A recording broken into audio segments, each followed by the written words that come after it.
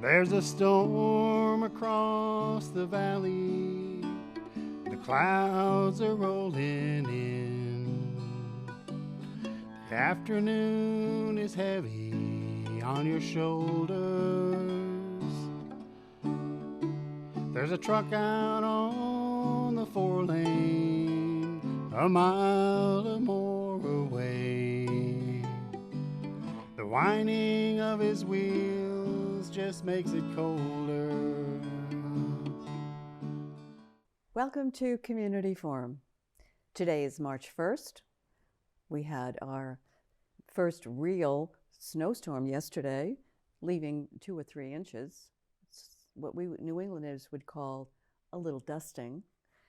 And today we're going to hear from the media teacher at Ames High School, who has a rich background in communications, media, and all that stuff that we pride ourselves here at ECAT on doing.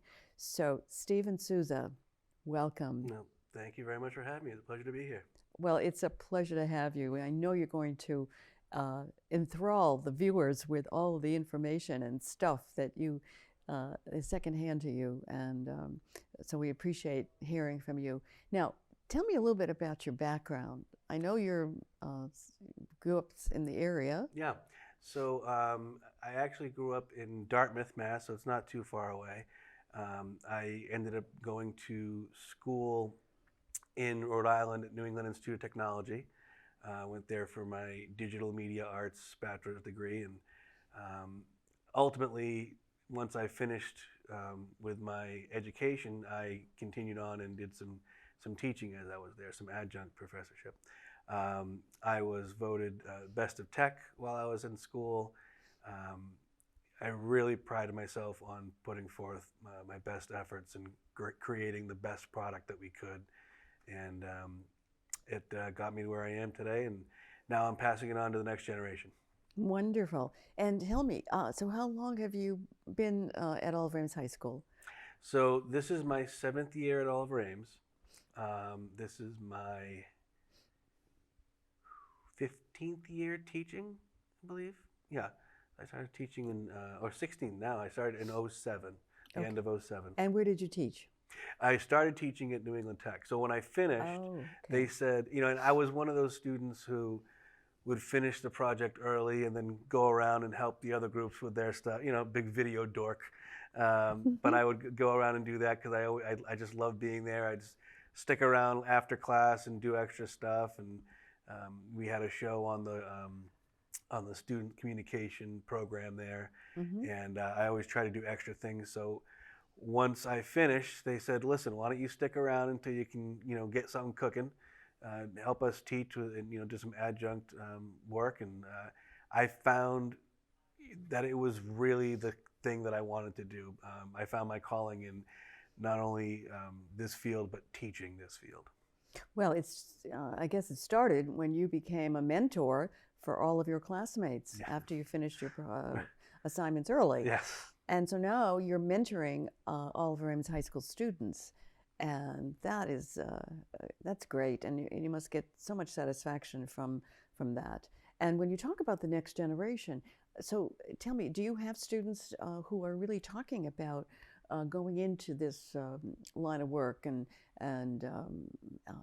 becoming producers perhaps and directors of film, and there are so many jobs, aren't there? So what are some of the jobs that you have introduced your students to? So when it comes to the class, it's for the most part technical production, but I do introduce them from all of the jobs that are considered to be above the line to below the line. So above the line meaning like a producer or a director or somebody who doesn't grab the equipment and do the work, maybe somebody who works more in pre-production. And then below the line, you have your camera operators, your grips, your sound people, and all that type of thing. So I was lucky enough to be introduced to both aspects. And when I first started, I was doing the camera work, and I did some boom miking for a couple of films. In fact, the person who, well, two people who really showed me how to boom.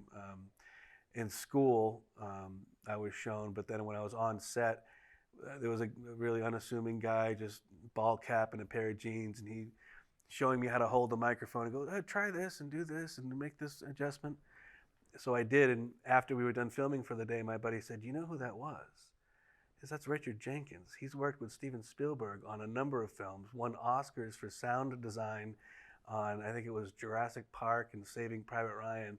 And here I am getting this free education from this Oscar winner, two-time Oscar winner, and being shown how to do that." So I thought that was really neat that he just, took the time to show me those things, and I wanted to do the same for my students. So when I first started doing the work, I enjoyed it, but I found more satisfaction in passing it on to the next group, next generation. Well, you're a true teacher. I couldn't believe it, to be honest with you. I wasn't the best student. So I wasn't the best student in high school. I was a good student in college. I got nothing less than A's in college. But you were a late bloomer. I was. And again, once I did find what I liked, that was it. That reminds me of my son Eric. He's a producer in Hollywood. For those out there, he worked 22 years struggling, being rather poor, accepting his mother's money whenever she could send it, sleeping on friends' couches when he didn't have the rent, but he never gave up. That's a trait, of course, he got from his mother. And so 22 years later, he got his big break and produced a movie for Netflix. It took him 10 years to produce that movie. It's called The Dirt, but if you have children under 18, do not have them present when you're watching it, okay? The first 5 minutes are a real eye-opener, and I wish I had known because I told everyone in church to watch it. And it's called The Dirt, and it's about the Motley Crue band and their crazy, wild, drug-infused years in the 80s. But it's a very redemptive movie, too. And to their credit, they did not want to do Bohemian Rhapsody, which was done to Bohemian Rhapsody, which was just to remove all the truth. They wanted it to be authentic.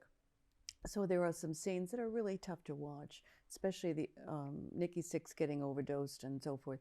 But they wanted kids to know today that bad decisions have bad consequences. And so it is what it is, and it's not exaggerated. According to my son, nothing is exaggerated. So, but it does take a lot of passion and drive and never giving up. To quote Winston Churchill, never give up, never give up, never give up. Absolutely. That's and you true. didn't either, and because you found something you loved. And he did also, because they had in his high school a wonderful teacher named Betty Hurd, got a $50,000 grant in the 1990s and built an actual TV studio. Now you have that at Oliver Ames, don't you? So we do produce a TV show for the communities, specifically Oliver Ames. We're going to try to reach out to the middle school as well, called Tiger Talk. You can see it here on ECAT, and we produce it weekly. We shoot in my classroom. I call it my studio. Thankfully, I was lucky enough to have a real good relationship with ECAT and brought some students down a couple weeks back to do some work in the studio that we're in right now. And this is my background doing studio production, and we really enjoy doing that. It actually the show Tiger Talk started during the pandemic as a way for us to reach students during the hybrid model of some at home, some in the classroom. But we wanted to inform them, here's what's happening in the school, here are the events that you can catch, here are the things that you can get involved in. And as opposed to just sending out an email and hoping that they read it, we decided, let's start the show. Let's talk about all the different things that are happening in the calendar. Let's do a sports report. Let's do all these different things. And it just took off from there. And now we're proud to say that we've got a pretty strong following. And this past year or two, we've developed some side shows that go along with Tiger Talk. We have something called Wyatt in the Hall. One of our students, Wyatt Fame, runs around our hallways with a microphone and a camera and catches people and asks them questions. It's a pretty funny, entertaining show. A couple of students, Sophia and Jessica, produce a segment called There Was an Attempt, where they do their best to try to take on some sort of a task, wrestling or art or whatever it may be. And their catchphrase at the end was, "It may not have gone well, but at least there was an attempt." Uh-huh. And we also have one more show that we've produced called Tiger Munch, and a couple of students go around to local haunts and eateries and grab some food and do an honest review. So we're off and running. Wow. Well, those restaurants better be on the lookout and be very nice. That's and give them, because those kids have parents who go to those restaurants. That's right. And those parents watch the show. They've told me specifically. Interesting. And I'm sure they take their kids along too. Absolutely. Yeah. So my son, like you, was bored in high school. And so when this came along from him, he knew right away was part of his life's journey. Mm-hmm. So when did you find out that was it when you because you had to apply to this college whose focus is media? Yeah. So was it your senior year in high school, or? It wasn't. When I went right out of high school, I went to school to learn business, and it's funny because I actually eventually ended up combining that skill with production. But I didn't like it. I didn't enjoy it. I worked at a newspaper for a little while, did some sales, and I kept going back to, grabbing a camera, grabbing my friends, shooting some stuff just to make us laugh or just to have some fun or, elicit some kind of emotion. And the more I did it, the more I said, this would be amazing if I could do this for work. I didn't even give it a second thought. I just figured go into business, do your job, and that's that. But once I started doing it and I found that I had a little talent with it, I went to school for it. And just from day one, it was like I flipped a switch, and going from not being unentertained in high school and getting grades that are so-so. When I went to New England Tech, I didn't settle for anything less than an A. And I made sure I was there early, late. We did extra stuff. Made some good friends, some good contacts over the years, and that's when it was my calling. It was absolutely my calling. Yes, I can hear that. And so you turned an avocation, something you had fun at, and incorporated your friends into, right? Mm-hmm. You got your friends to participate. Were you the camera person and the director, or were you acting also? It's funny. I did enjoy the camera work quite a bit, and I still do it. I liked doing the directing, but to be frank, I like being on camera. And that's why I'm here now. Oh, that's so funny. Yeah. Well, so let's take advantage of this time. Tell me, what's the best part of your day at school? Yeah, it's... Well, some of the best part of my job, at least, was when I hear back from students who reach back out and they tell me their successes in life. I'm here in college and I'm applying this thing that you taught me, and it's gotten me this. Thank you for that. For that help. That means everything to me, to know that they're able to find their path, because I wasn't able to find mine right away, and if I'm able to help them find their path, that's literally everything to me. I consider that part of my pay. I really do. I've got students that are doing all kinds of things right now. So are there students who are using their skills to do an assignment, for example? Yes. As opposed to students who are in the business. I mean, so you've given them an extra little help to be creative and provide something to their professors that maybe other students aren't able to. Mm-hmm. So if they're a history major, maybe they do a video on King Philip's War. Sure, absolutely. For example. Absolutely. Okay, so what about the ones who have actually gone on to be in television or in film or broadcast or whatever? You must hear from them too. Absolutely. A couple people that went and did work for sports teams, Revolution, Celtics, Patriots, and Bruins. So all 4 local teams. I currently have a couple of students who graduated a couple years ago that are at NYU and Emerson College, and they're doing their thing, writing and acting. So NYU has an incredible film program. Absolutely. But I remember a few years back, they were all complaining that they couldn't get any jobs. I hope that's changed. You know, and I think, of course, it has to do with the person and their drive and you know, their ability. I can say without a doubt that the couple of people that I'm thinking of will absolutely make it. There's no question about it. They were vice president and president of the video club at a time where we were trying to find our way, and they're really smart, really driven, really talented people, and I know they're doing well. I think the thing that I think back to my first year teaching at OA, and I had a conversation with a female student in my class, and I remember she said to me, gosh, I would love to do directing, but you know, I'm a girl, so I probably can't do that. And I said, whoa, whoa, whoa, whoa, absolutely not. I said, yeah, number one, you throw that thought right out of your brain. And I told her about my sister, who currently works for Disney Animation. She just worked on movies like Encanto and Frozen 2 and did shows like Baymax and all these different things. And I told her about her success. She went out to LA and she made her dream happen, and now she's living it. I saw the mother a couple years later at a grocery store, and she said, I just wanted to tell you, my daughter wasn't even thinking about college. Now she's thriving at film school. And that, it almost brought a tear to my eye. Yeah. It really did. I was very, very proud. Yeah. Wow. Yeah, and that's, I was a teacher for 10 years before I went to law school and became a lawyer. And that satisfaction is priceless. It's so gratifying. And many years later, you get emails or you find somebody friending you on Facebook that you had as a student. And and you see where their journey is at the moment. Absolutely. Yeah. So tell me, what is your favorite media? As far as like, you know, movies, TV. Yeah.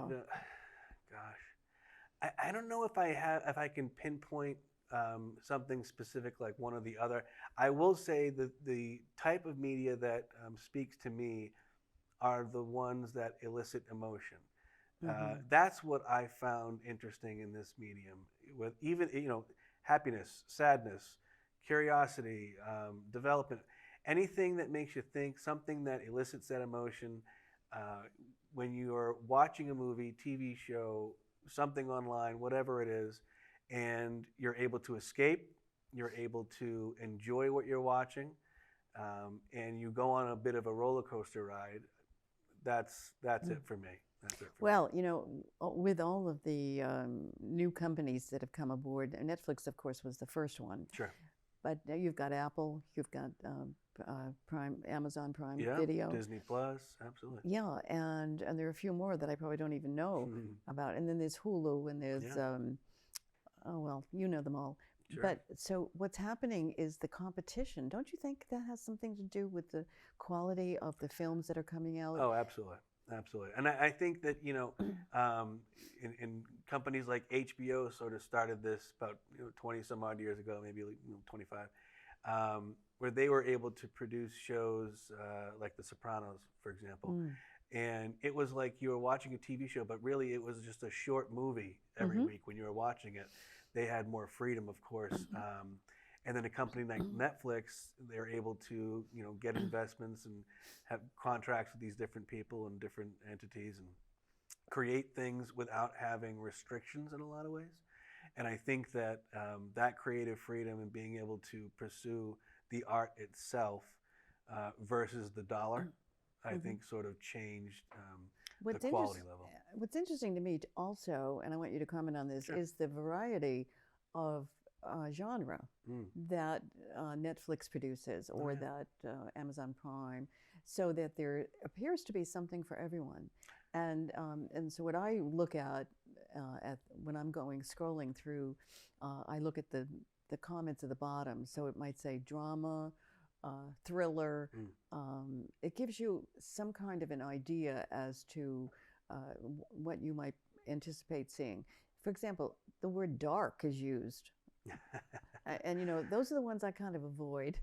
I don't need dark anymore. I mean, maybe when I was 30, in my 30s or 40s, I would be enticed to dark, but not anymore. And some of the comedies I start watching, and I don't like them. I think they're too frivolous. But on the whole, you really can find movies that speak to you, right? You know, platforms like YouTube, for example. When it first started, it was just people uploading, you know, grandma's 95th birthday party, and that was fantastic. But now there's actual content being created, and it's geared towards very specific things. If you like this type of thing, you can find 8 different channels. For example, I watch a couple different channels on YouTube, of course, including the ECAT channel. And they'll teach you, hey, here's a movie, here's all the things they did right, here's all the things they did wrong, here's my opinion on it. That speaks to me. But you can find, whatever it is that you like, you can find something, and you can find a good amount of it. And I think that a lot of people took a tip from that and went, well, you know what, actually, we can create content that's geared toward a specific group of people and still maintain a following. And I think that because they're doing that sort of as a whole, they're bringing everybody in. Yes, and for example, I need to have YouTube to tell me how to repair something or how to do X, you know, and when the Keurig dies, it doesn't die forever. If you go on YouTube, there are different things you can do to bring it back. Simple things. I mean, it might be clogged, you know? We're doing a project in class right now for tutorials, so yeah, absolutely.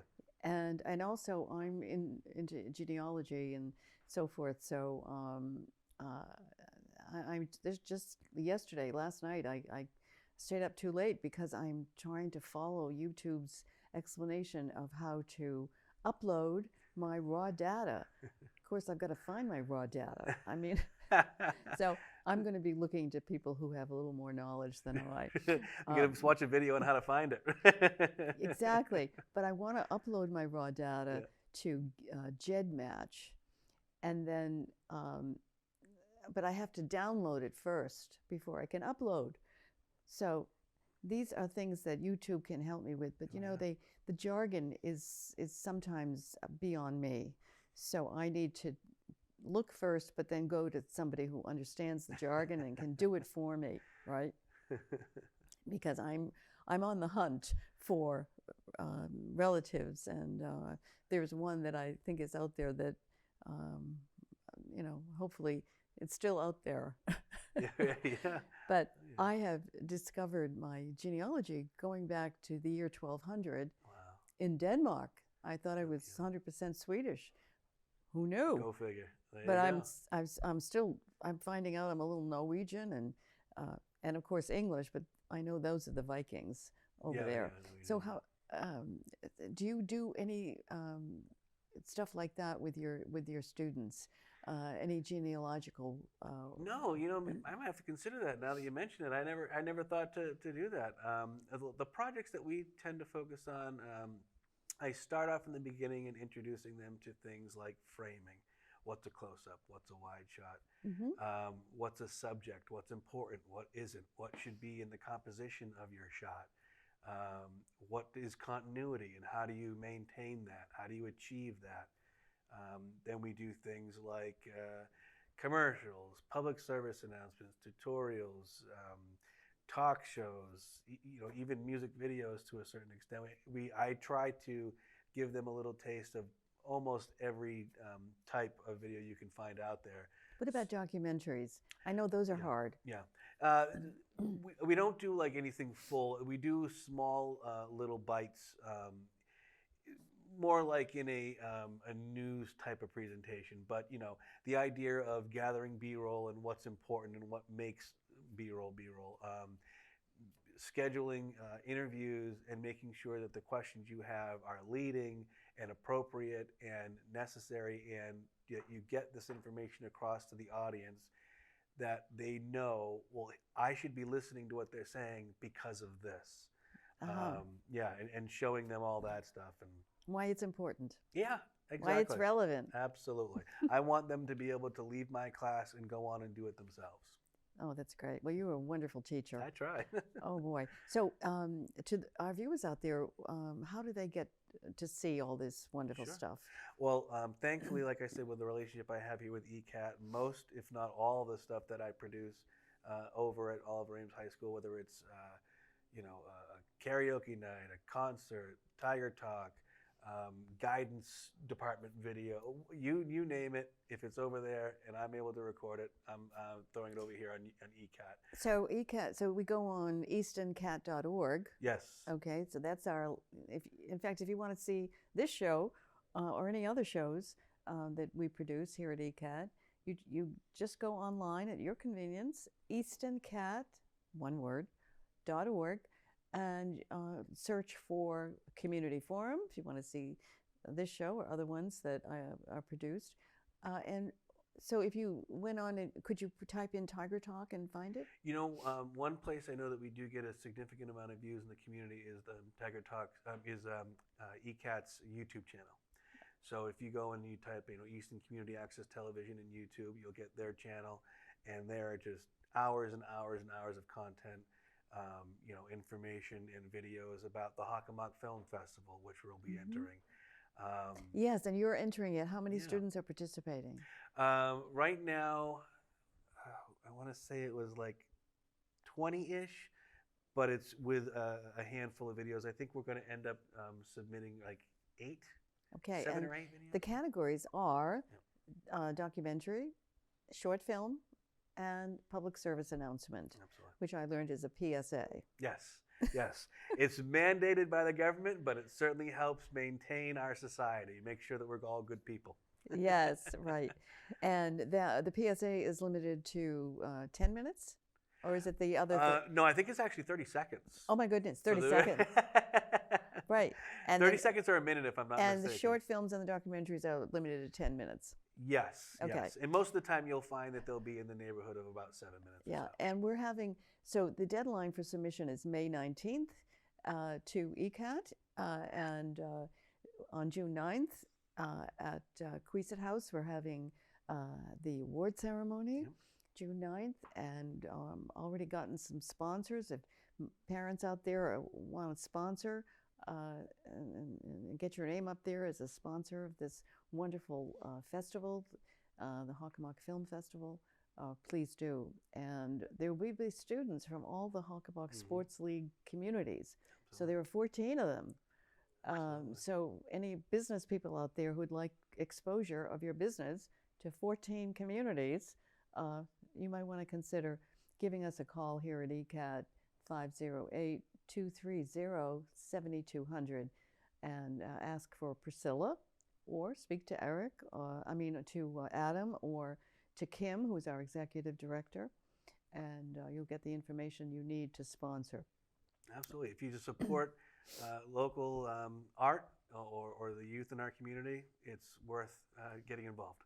It really is. And so those sponsorship funds are what pay the winners their cash awards. And so we're going to have 9 winners, first place, in each category, first place, second place, and honorable mention. So that's a lot of moolah we need. And so if you are inclined as a parent or as a business person or a professional to want to get your name out there, please give me a call, 508-230-7200. And show up at the Queeset House on June 9th. I don't know what the hours are, but the winners will be, their films will be shown. And we're going to have Bill Ames and Ed Hands, who started this before it was called the Hockomock Film Festival. It was called Easton Film Festival, or Easton, yeah. And that was back in, I think, 2001? Or was it 2011? I thought it might have been 2003. It was in that neck of the woods. Okay, so yeah, all right. Well, it's early, way Yeah. back. And and Northeastern Savings Bank was the first and only sponsor back then.